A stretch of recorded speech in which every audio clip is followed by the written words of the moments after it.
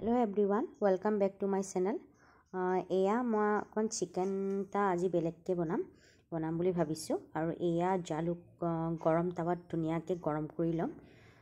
অকণমান তাৰপিছত ৰোষ্ট কৰি ল'ম আপোনাৰ যেনেকুৱা জালুক দিছোঁ অকণমান ধনিয়া গোটা ধনিয়া দিছোঁ আৰু অকণমান গোটা জিৰা দি দিম এয়া দেখিছে গোটা জিৰা দি দিম আৰু ধুনীয়াকৈ ৰোষ্ট কৰিম একদম ধুনীয়াকৈ একদম কৰকৰীয়াকৈ ভাজিব লাগিব যেনেকৈ আপুনি একদম যেটো খুন্দনাত খুন্দিলে একদম ধুনীয়া গুড়া হৈ যায় আৰু এয়া মই ধুনীয়াকৈ খুন্দনাত খুন্দি ললোঁ আৰু এইটো বনালে মানে আপোনাৰ সেন্টটো বহুত ধুনীয়া হয় স্মেলটো বিৰাট ধুনীয়া হয় আপোনাৰ সেন্ট খাবলৈ বহুত টেষ্টি হয় আৰু এক সাইডে আপোনাৰ বিলাহী পিয়াজ আদা নহৰু জলকীয়া আৰু কেটামান আলমণ্ড লৈছোঁ কেটামান কাজু লৈ লৈছোঁ আৰু এইখিনি অকণমান মই ইয়াতে গৰম তেলত মানে আপোনাৰ অকণমান বাটাৰ দি দিছোঁ যেন সেন্টটো বহুত ধুনীয়া হয়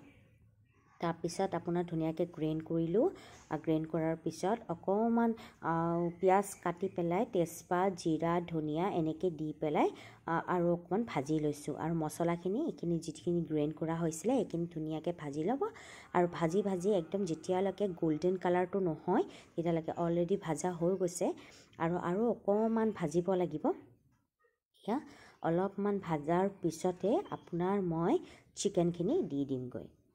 এইখিনি চিকেন দেখিছে নহয় মই ধুনীয়াকৈ দি দিমগৈ চিকেনখিনি আৰু ইয়াতে আপোনাৰ 1 চামুচ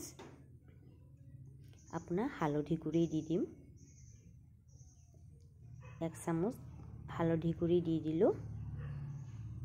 তাৰপিছত আপোনাৰ 1 চামুচ নিমখ এইটো আমাৰ পিংক সল্ট হয় আমি পিংক সল্টে ইউজ কৰোঁ এইটো বহুত আপোনাৰ হেল্থৰ কাৰণে বহুতে ভাল সেইকাৰণে পিংক সল্ট ইউজ কৰিব লাগে আমি হেতুই খাওঁ আৰু আপোনাৰ এইটো ধুনীয়াকৈ নিমখ দিলোঁ বাকি মছলাখিনি মই পিছত দিম 5-10 মিনিট মান ৰাখি দিয়াৰ পিছত দেখিছে নহয় ইমান ধুনীয়াকৈ কালাৰটো ইমান ধুনীয়া হৈছে তো এইখিনি আপোনাৰ ধুনীয়াকৈ আৰু যিখিনি মছলা মই ৰোষ্ট কৰি যিখিনি গুড়া কৰি থৈ দিছিলোঁ এইখিনি মছলা দি দিম গোটেইখিনি দিয়া নাই অলপমান পৰিমাণ দিব লাগিব কিয় কি গোটেই দিলে আপোনাৰ কি হ'ব তিতা হ'ব তো সেইকাৰণে ধুনীয়াকৈ ভাজি ল'ব লাগিব এয়া ভজা হৈ গৈছে অকণমান চিকেন মছলা দিলোঁ তাৰপিছত মেগী মছলা দিলোঁ এনেকৈ যে বাকীটো মছলা দিয়া হৈয়ে গৈছে চিকেন মছলাটো দিবই লাগিব চিকেন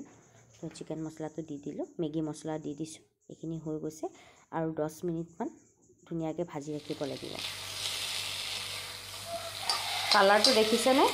ইমান ধুনীয়া হৈছে ন কালাৰটো বিৰাট ধুনীয়া হৈছে কালাৰ সবখিনি মছলা মই দি দিলোঁ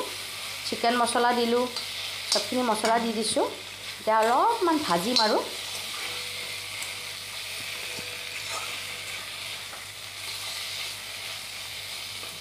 এইটো অলৰেডি হৈয়ে গৈছে এইটো আপুনি ৰুটিৰ লগতো খাব পাৰে মই অকণ পনীয়াকৈ বনাম অলপ জোল বনাই ল'ম জোলে খাম বোলো সেইকাৰণে জোলে বনাম কিন্তু ড্ৰাই একদম কৰি ৰাখিব পাৰে ৰুটিৰ লগতো খাব পাৰে ভাতৰ লগতো খাব পাৰে পোলাওৰ লগতো খাব পাৰে পৰঠাৰ লগতো খাব পাৰে বিৰাট টেষ্টি লাগিব খাই আৰু এইটো অকণমান বেলেগকৈ বনাইছোঁ মই আজি তো সেইকাৰণে এনেকৈ বনাইছোঁ আৰু কালাৰটো বহুত ধুনীয়া হৈছে আৰু এতিয়া মই পানী দিয়ে দিম অলৰেডি আৰু এয়া পানী মই দি দিলোঁ এই যে ইয়াতে মিক্সিত গ্ৰাইণ্ড কৰি থোৱা আছিলে মছলা পানীটোৱে মই দি দিছোঁ ইয়াতে আলমণ্ড চালমণ্ডো আছিলেতো মছলা পানীটো মই ধুনীয়াকৈ দি দিছোঁ আৰু অকণমান এতিয়া অলপ সিজিব লাগিব আৰু